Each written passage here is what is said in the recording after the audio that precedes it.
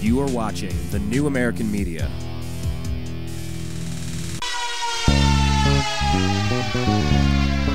Live from the Milky Way galaxy, the solar system, North America, the United States, California, Los Angeles, to be specific. People! It feels so good to be back. Welcome, everybody. Welcome to the Unhappy Hour. I am your host, Brian Engelman. This is another episode of Strictly Browns, where we're going to talk about the Cleveland Browns, and it does feel good to be back. Thanks for being patient, everybody. It has been a long month of home renovations. Not to bore you with the details, but when water gets inside of your walls from exterior sources, it causes mold, and it causes a lot of problems, and hence the month-long nightmare that we've been dealing with over here. And thankfully, we are about wrapping up. We're about 90% done. So thanks for being patient. Welcome back to the program here on thenewamericanmedia.com. Do us a favor. Follow us on Twitter at American_media_. Subscribe to our YouTube channel. Thank you. We've now hit 60,000 video views. Appreciate that, and we're just getting warmed up. That's youtube.com/thenewamericanmedia, and go find us on Facebook, The New American Media. Like our page and stay up to date with what we're talking about. We want to welcome once again our regular Strictly Browns co-host, Brandon Odell, to the program. Brandon, how are you doing today, sir? Oh, doing just peachy. We have about 55, 60-degree temperatures outside in Ohio in January, so that's not too bad. As long as it doesn't stay this way, meaning the apocalypse is coming, we'll be okay. The apocalypse. You know, I actually got to talk with our buddy John B. Wells on Coast to Coast AM with him and about 5 million of his friends on the day after December 21st, 2012 for National Hangover Day, talking about how that's really the only thing that was going to happen after quote-unquote doomsday. And yeah, it's good that we've passed that deadline and we're all still breathing and everything's fine. So despite 2012 being the hottest year on record, even though we've only kept records recently, yeah, let's hope the madness does not continue. But, Brandon, the madness is over with the Cleveland Browns head coaching search. We have a coach now. We have Rob Chudzinski. He's a name that's very familiar to us Browns fans. He was kind of the architect of a pretty well, I'm searching for the right adjective here, but a pretty impressive offense for at least 1 year under the Romeo Crennel regime that sent a lot of players to the Pro Bowl. And let's talk about it a little bit. Well, I mean, basically, you know, I don't know necessarily how to feel about the hire, just because of the fact that, I mean, he's not necessarily someone that, you know, I guess was going to wow anyone with the choice. But at the same time as well, I mean, he is someone who has had success in being a coach of the Cleveland Browns, at least in a, you know, from a respect of an assistant. So, I mean, you know, I guess just like any other coach that's, you know, been around in the last few years, I guess I will believe it when I see it, so to speak. So, well, maybe he. Well, I was just going to say, a few years ago, when Derek Anderson makes a Pro Bowl and Braylon Edwards makes a Pro Bowl, and you know the offense is really firing on all cylinders for most of the season, kind of sputtered toward the end, but when Romeo Crennel when his seat started getting even hotter, my opinion at the time was get rid of Crennel and just keep Chudzinski. You know, at least he showed some promise on some stuff, and turns out now he's going to be the head coach after getting some more experience down with Cam Newton as the offensive coordinator down in Carolina. So, I mean, I don't know how I feel about it either, but, I mean, we pursued the biggest names that we could find out there, although some reports are saying that there are a few key names that we did not even approach, which seems a little peculiar to me. Let's kind of go over that a little bit. Who did we contact? How did that all play out? And do you think the Browns' recent ineptitude had played a role in some of these coaches turning down the opportunity to come here and be an NFL coach? Oh, I don't know. I mean, it's hard to say that. I mean, let's be honest with ourselves. Chip Kelly, who was by and large the biggest name in the coaching search, he has been someone who has been traditionally lukewarm at best in his interest for the NFL, and you know, I mean, has kind of teased around with it for the last couple of years, but nothing has ever really come about in either in Tampa Bay or in any of the places that he was interviewing for the coaching jobs this year. And who knows if he would have been a good NFL head coach. I mean, there's a certain coach there in Alabama that wasn't necessarily all very impressive in his 2-year stint in Miami. I mean, ultimately what it boils down to is I think that any coach looks good if you have the right quarterback. And right now the Browns may or may not have the right quarterback. It's pretty much just another one of those we'll just wait and see if Whedon is likely to get any better. I think a lot of people think that that he is not going to get any better, but who knows? I mean, he was only a rookie, albeit an older rookie last year. So really what it boils down to is, I mean, you think about Shermer calling the plays last year. If Whedon would have hit a few more of those open men, I mean, he missed on a lot of passes that he should have hit on. And certainly there are some other times when they say that those short crossing routes aren't necessarily playing to his strengths, but and that's on Shermer a little bit there. But frankly speaking, until the Browns get an elite quarterback or someone who can approach that elite level, we're just going to continue to be one of the teams that fights over the scraps at the bottom of the heap.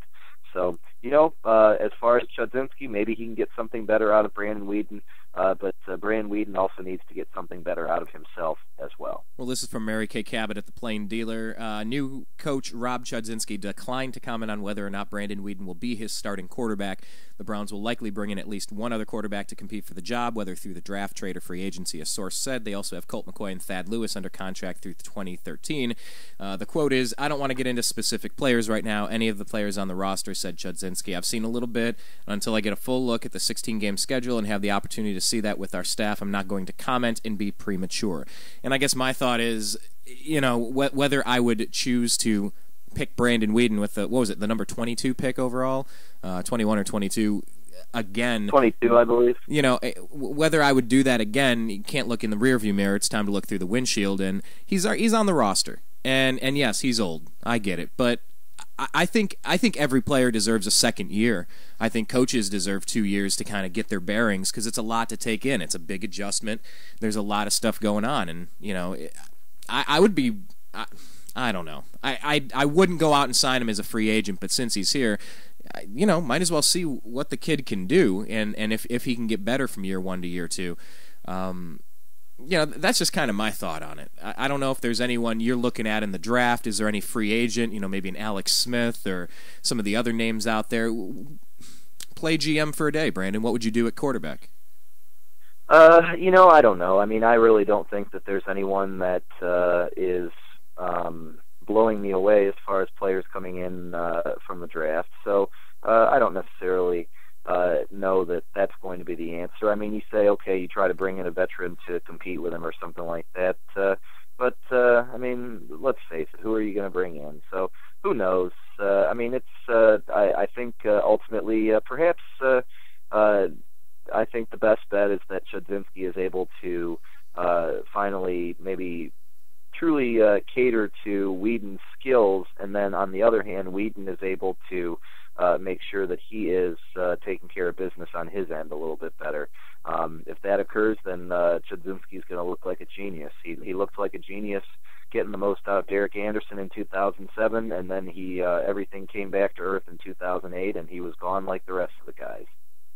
That is true. And speaking of gone like the rest of the guys, after getting quite a few opportunities to bring home a championship, Norv Turner is one of the names who was canned by his team, the San Diego Chargers. And this is what we have also out of the Plain Dealer. New Browns coach Rob Chudzinski is set to name Norv Turner as his offensive coordinator soon, a source said. I love that, a source said. And also hire a new defensive coordinator to replace the well-liked Dick Duran. Turner, who was fired last week as coach of the Chargers, brings 15 years of head coaching experience, which would be a boon for the first-time head coach. Turner has had a few other opportunities, including a possible chance with Ray Horton if he gets the Cardinals job, but is set to land here, a source said. He's currently out of town, so the hiring has yet to be announced.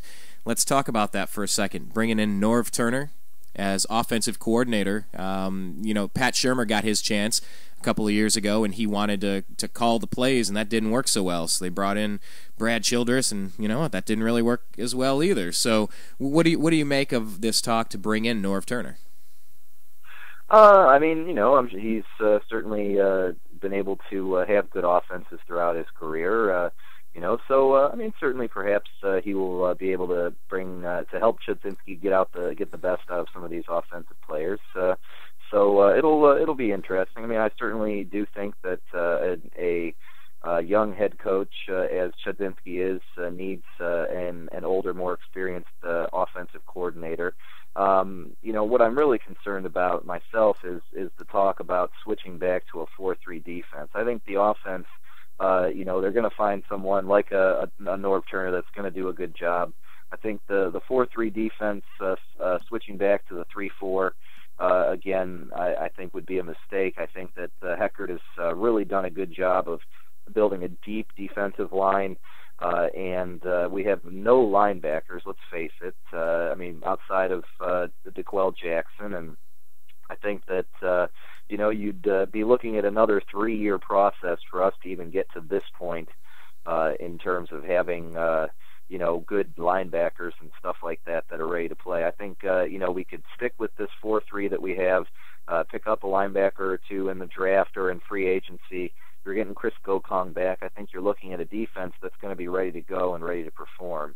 They need someone to step up and replace Fujita. I'm not totally convinced that Craig Robertson is or is not the answer, but he's definitely another guy who should be able to compete in there. But they definitely need linebackers, and saying that now all of a sudden they're going to switch back to the 3-4 would mean that now they need even more linebackers, and that's just going to create a logistical nightmare for whoever is going to be the one that is going to be bringing players in. Well, if you think about it, though, Brandon, last year the team drafted heavy on offense, got Trent Richardson at running back, got Mitchell Schwartz at right tackle, got Josh Gordon early from this year's upcoming second-round draft through the supplemental draft, kind of picked him early for this year. And you have a lot of Travis Benjamin. You have a lot of offensive weapons along with Brandon Weeden. We went out and got a lot of the key players at key positions in the top three or four rounds in the draft. I forget where we got Travis Benjamin. I think that might have been a little later. But we kind of stocked up on offensive players, which should give us the opportunity to go out and stock up on linebackers and a solid defensive back to help out Joe Hayden and T.J. Ward. If that's the case, I don't see why they couldn't just really stack up in rounds 1, 3, 4, 5 on defense, try to sign somebody, get a name to help on top of it in free agency, because Jimmy Haslam wants to compete. He wants to do it now. He's got the money. He's going to spend it. He does not like losing. I like that about him. He seems to legitimately care. He's not across the pond rooting for his soccer teams. So I'm really happy about that. So, I don't think it's an impossible hurdle to clear, given that we spent so much on the offense last year. No, I agree. I do think offensively, I'm not sure who they look at in rounds 1 and 2 yet. It'll be interesting. 1 and 3. Mock drafts. That's right. We do not have that second round pick. You are correct. But they could trade up for something, of course. A tight end might be interesting if there's a really good player available. Where would they be picking? Around numbers like 10 or 11? It would definitely be interesting to. I'm certainly not sure who would be available, but it's going to be interesting to see how things are turning out. I'm seeing on Cleveland.com right now the name John Pagano as being targeted as the defensive coordinator of the team. Well, I'll tell you what. Let's pause on Pagano. Let's get right back to that in 1 second, because you brought up tight ends, and I wanted to address this. Norv Turner has been this is also from PlainDealer.com. Norv Turner is a longtime mentor to Chudzinski, who served as Turner's tight ends coach and assistant head coach in 2009 and 2010 in San Diego. So as far as the position of tight end, that is something that Rob Chudzinski has worked on, and he worked with, wasn't there a pretty decent tight end with Ohio roots over there in San Diego land? Wasn't there a pretty good tight end that they developed over there? right? Yeah, and you're right about that. But let's face it, Antonio Gates was kind of a diamond in the rough, so to speak. He came out of nowhere, came out of basketball, and was an undrafted player. So to count on just being able to find a player like that, I think that's a tall order for anybody. But a tight end certainly would be one I think could really bring this team together. I don't see Ben Watson coming back, so it'll be interesting to see what happens. That's for sure. Well, let's talk about Pagano for a second. Tell us what's going on over there, because that is the other rumbling over in Berea that's maybe not an inevitability, but it's looking more likely. Tell us about what's going on with Pagano. Oh, it says that he is brother to Chuck Pagano, who certainly is very famous now for being the coach of the Colts, who had a battle with cancer this year. But he was the defensive coordinator for the Chargers this past year, just like Norv Turner was the head coach. So you could see where the relationship is there. And certainly Chudzinski spent several years in San Diego before coming out here. So there are those, or before moving to, or going on to Carolina, I should say. So there are those definite connections. But says that his defense was number 9 ranking this season. But you know what? Let's be honest with ourselves. That is quite deceptive, because the San Diego Chargers got to play not only the Cleveland Browns, but they got to play the Chiefs twice a year and the Raiders twice a year, and those teams are both very, very, very poor. And so the Chargers were an underwhelming team this year. And it says that he does run a 3-4 and is expected to move back to a 3-4 base alignment. I don't know how they're going to do things. I do know that trying to move Jabal Sheard to linebacker would be a mistake, and getting rid of him the same way that we got rid of Cameron Wembley when we switched over to a 3-4 before would be a mistake as well. Yeah, I think you're right about that. I never liked getting rid of Cameron Wembley at the time, and is it? If you run a 3-4, does it mean you have to run a 3-4? That's kind of what I'm trying to figure out. If you run a certain type of, and that's what we heard with Chip Kelly, all of these college coaches that we were looking at. If they do one thing in college, does it mean they have to do the same thing in the pros? I don't know. If you're a chef, can you cook different kinds of meals? Well, yeah, if you're a good chef, I guess. I don't think you have to be pigeonholed into Italian or Mexican or any sushi. If you're a good chef, you're a good chef. So, do you think it's inevitable with this hire that we're going to go back to a 3-4 and kind of regress and have to regroup again?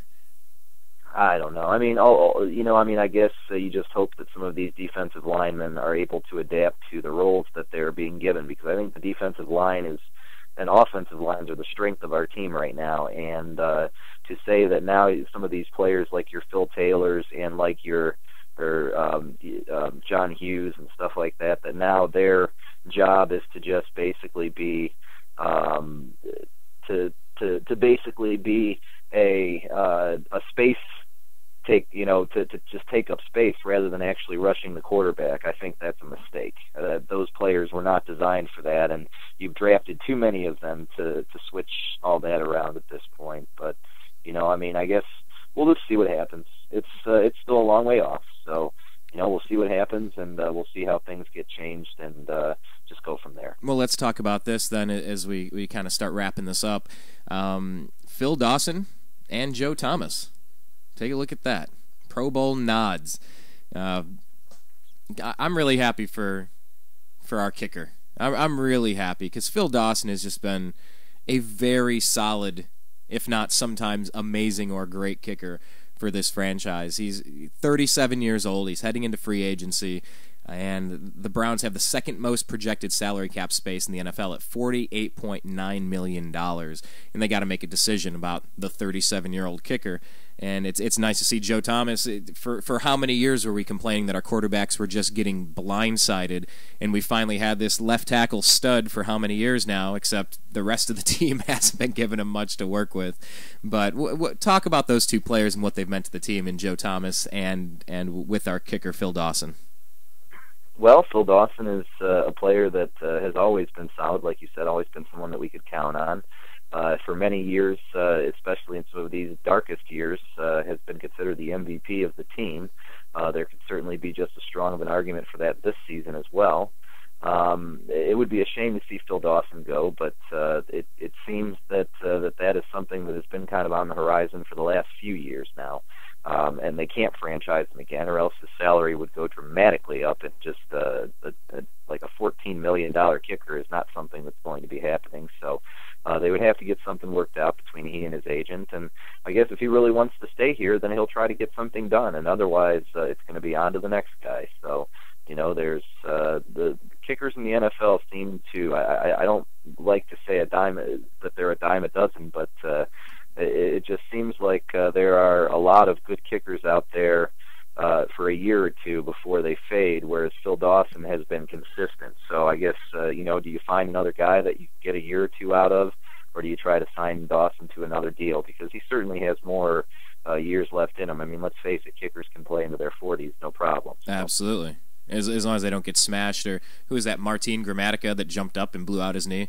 So as long as he's not Correct. celebrating too much, and he's taking his calcium pills so the hip doesn't rust apart. Yeah, I mean, I'm really happy for Phil Dawson. He's really been stable, and I just remember during those Romeo Crennel years, especially I think it was 2007, some of those amazing kicks, just the timely kicks. I think it was against the Ravens, hitting the upright and then bouncing back, and just clutch money. He was really good last year. If you look at Phil Dawson's stats, what he was able to do, made 29 out of 31 field goals, and when you're not getting into the end zone very much, you need to be very consistent and have a really high percentage on those kicks, and Dawson was able to do that for us. But let's do this. Let's move over to overtime here for a second. We'll just bounce around and we'll kind of start wrapping this up. NFL playoffs: Baltimore, Denver, Green Bay, San Francisco, Seattle, Atlanta, Houston, New England. Let's start with Baltimore, Denver. Who's coming out of that one? It's at home. You got to like Denver's chances with Peyton Manning there, but it's going to be a lot closer than people think. Baltimore has a proud defense, and and I think that Joe Flacco sometimes gets unfairly railroaded by the media as far as being an ineffective quarterback. And so, I think it's going to be. I think that there's a very good likelihood that Baltimore could come in there and do something that not too many people are thinking is possible, which is beat the hottest team in football right now in the Denver Broncos. So it'll be a good game, and ultimately I do think that Denver's going to come out on top. Agreed. I'm pretty much in the same boat there. We faced Baltimore enough over the since they were born to know that they're contenders. They're perennial contenders. They're tough. They're good. But yeah, you look at Denver. It would be great. I've never had anything against Peyton Manning, and I have rooted for him, to get his Super Bowl. But especially after coming back after all of those surgeries and all of the doubt, and then being cut by his hometown, the team he had grew up with for so many years, and it would be a nice story to see him get another title over there, just like it was nice watching Adrian Peterson bounce back after his knee surgery. I mean, that's kind of a good story. So let's. I agree. I definitely agree. Well, let's go over to here. Packers and 49ers. 49ers, I think did Alex Smith dirty. I think that was just pretty rough, and just benched him for Kaepernick. Was out for a game, put Kaepernick in, and they never went back to him. I mean, I guess that shows the lack of confidence they always had in him. But I saw a lot of fight out of Alex Smith last year in that playoff run, especially against the Saints. And now they're going with Kaepernick. So what do you think is going to happen in this game? I think this is one of the more intriguing matchups of the weekend, the Packers and the Niners. I would probably have to say that I like the Packers. But am I right in saying, is this a rematch of last year's? Were the Packers? I'm trying to remember who I'm the trying Packers to remember lost too to in the playoffs last year. But I know that the 49ers lost a heartbreaker to the Giants in the NFC Championship game last year. And I'm trying to think of who beat the Packers. It was one of those two teams. It was definitely either the Giants or might have actually been the Giants, and kind of took care of business. But either way, I think that the Packers can pull off the upset here. I think that Aaron Rodgers is just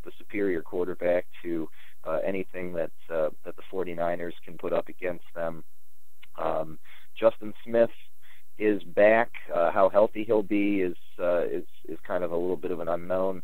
Alden Smith is a very, very good defensive player, and is someone who is generating a lot of pressure for the Niners. I do like the Packers. We'll say a close call. We'll say Packers by a field goal.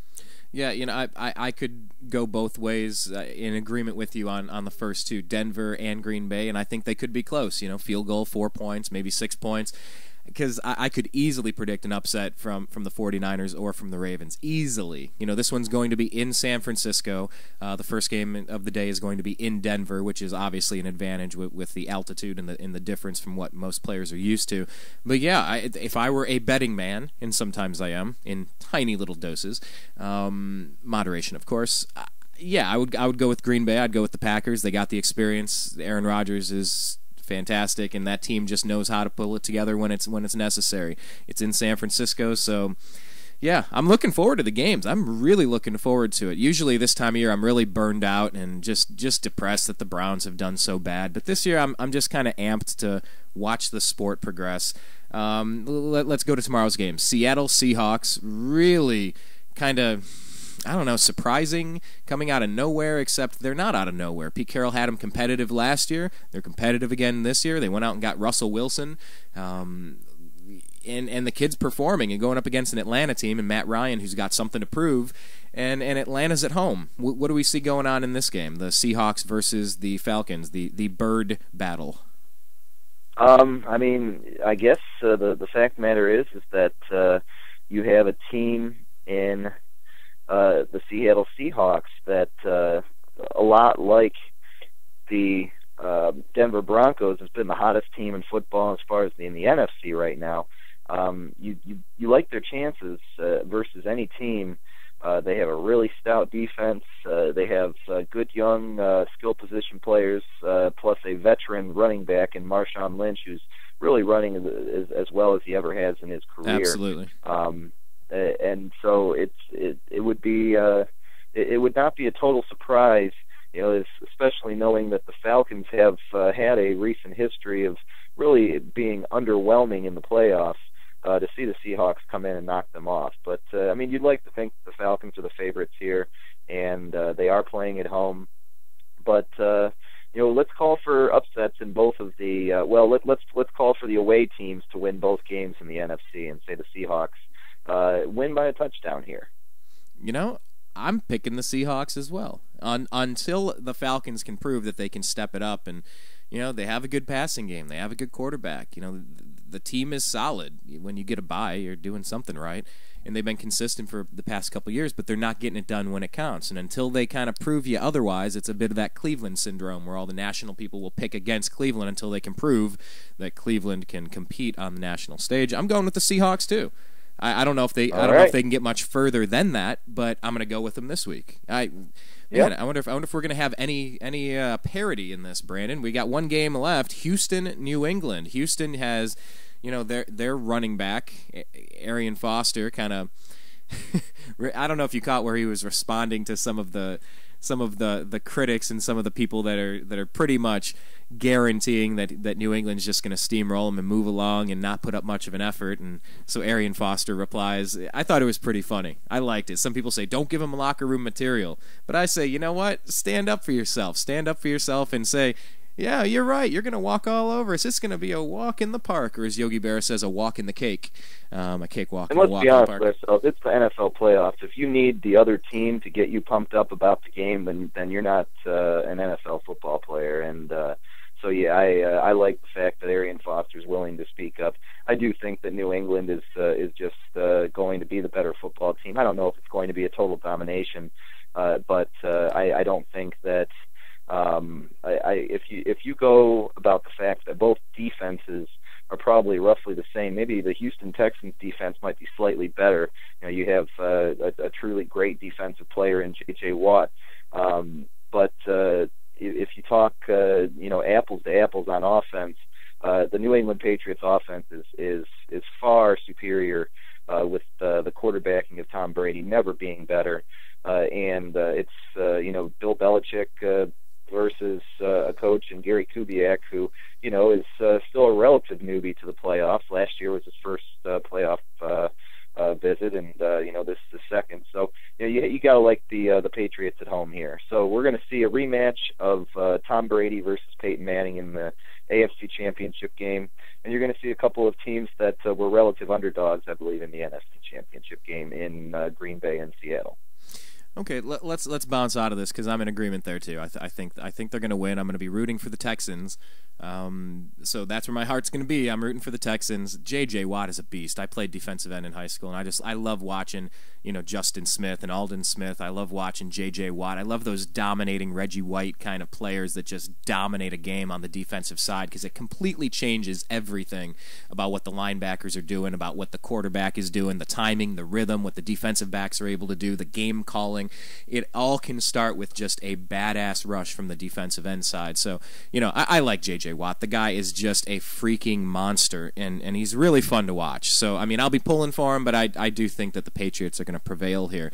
Let's just do a scatter shot here, and we'll get going. Hall of Famers, Barry Bonds, Roger Clemens, Sammy Sosa, not quite yet. Did not get into the Hall of Fame. What are your thoughts there? Basically just what was expected. I don't think anyone saw anything different occurring, so I think that's definitely exactly what was expected to have happened. So yeah, I think you're going to have probably it's as crazy as it sounds. You have the top all-time in amount of hits never going to make to the Hall of Fame, and the top all-time in the amount of home runs never making it to the Hall of Fame. And what is Roger Clemens? Number 2 in strikeouts, I think. Nolan Ryan, I think, is far and away just because of the amount of years he played. But Clemens may never go as well, and it's a shame. But it is what it is. And it's the era of baseball that we grew up with certainly had a certain taint to it. And the taint is going to last a long time in the eyes of the writers for Major League Baseball. So those are my final thoughts about that, my friend. Final thoughts about the Ohio State Buckeyes. Put the season in perspective. You watched Alabama win, 3 out of the last 4. Urban Meyer won, 2 down in Florida, 2 out of 3, or were they back-to-back? What are your thoughts looking at the Buckeyes season compared to what happened nationally? Do you think we had any chance of competing with them if we were eligible this year? And what do you see for next year from the Buckeyes? Because undefeated is tough to beat, but there was a lot of room for improvement in those games and from Braxton Miller specifically. Okay, I don't believe that they would have been able to hold a candle to as well as Alabama played that night. They wouldn't have, and I don't think any team in the NCAA would have been able to hold a candle to Alabama as well as they played that particular evening. So with that said, I think that they're looking good for next season, but let's be completely honest with ourselves. Until the Big Ten as a whole is able to really get over that hump and really bring the conference into the national spotlight again, we're going to have a lot of questions to answer come bowl season if the Buckeyes are to make it to the BCS national title game. So, it's possible, but Braxton Miller being a year older, certainly possible if we can keep him healthy. They're kind of lacking at some skill positions, mainly at running back, and that would be something that certainly could really make this team a lot better. But it was a good season, and I don't think that we're quite ready to hang with the biggest boys in the SEC. A couple more years, I think we'll be there, though. Do you think the Cleveland Cavaliers are ready to get over the hump? Do you think that they're going to be miserable the rest of this year? Do you think they're going to be any better next year? Because we're in this rebuilding stage, but we're not seeing a lot of progress. In certain areas, yes, but the end results on the floor, they're just one of the worst teams statistically in the league. What's going on with the Cavs? Where do you see that playing out for the rest of this season? I'll be honest, I've really not paid much attention to the Cavs. That's fair enough. I don't think I've watched more than maybe 20 minutes of a game this year. I see the scores and stuff like that, but it would be hard for me to really comment on anything as far as what I'm seeing because I just really have. Until I start to see them, moving in the right direction, which I don't see right now. it's not really been something that has interested me. I've just been so fed up with the way that everything went down with the Miami situation and everything like that, and with the players being able to really call the shots in the NBA the way that they are. It's far more enjoyable to look forward to March Madness than it is to look forward to the NBA playoffs for me at this point. And the Buckeyes' chances in March Madness, how do you see them? Are they a legitimate contender, or do you think that they're going to be not so much? They'll make maybe the second round or something like that, but I don't think that they're a Final Four quality team like they were the last couple of years. And would it be safe to assume that the Cleveland Indians have held just about as much interest as the Cavaliers lately for you? More interest than the Cavs, because at least the Indians aren't necessarily the same way, but pretty close, that's for sure. All right, so, two more questions, and we're going to get running here. Art Modell, is he going to make it into the Hall of Fame this time? No, definitely not.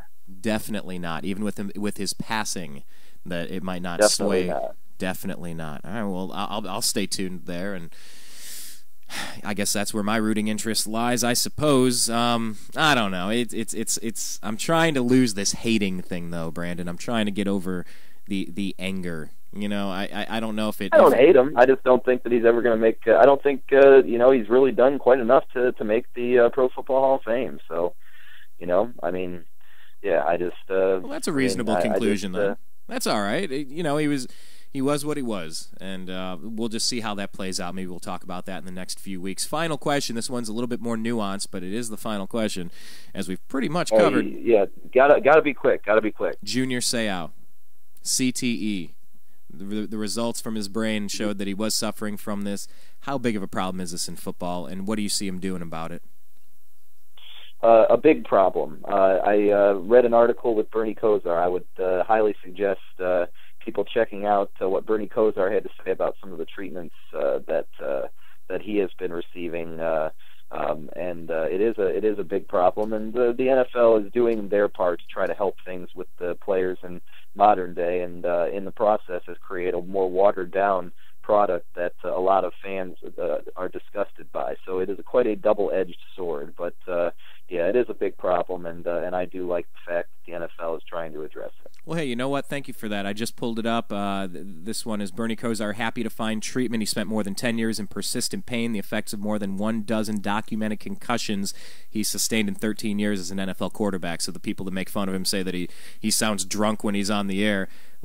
Dude's had 13 documented concussions. And you know what? I'm going to put this on the Facebook page. Go ahead and check that out, and I'm going to send it out on Twitter at American_media_ for people to check out as well. Thanks for pointing us in that direction. I hadn't caught that one yet, Brandon. So yeah, check it out. It's a good read. Okay, I definitely will, and I'll send it out for everybody, and I'll encourage them to check it out as well. So that's about all we got. That's about all we have time for. Brandon, any final thoughts going out the door here? Because it's been a while since we last talked, and Happy New Year and everything. Any final thoughts moving forward with any of this? Not really.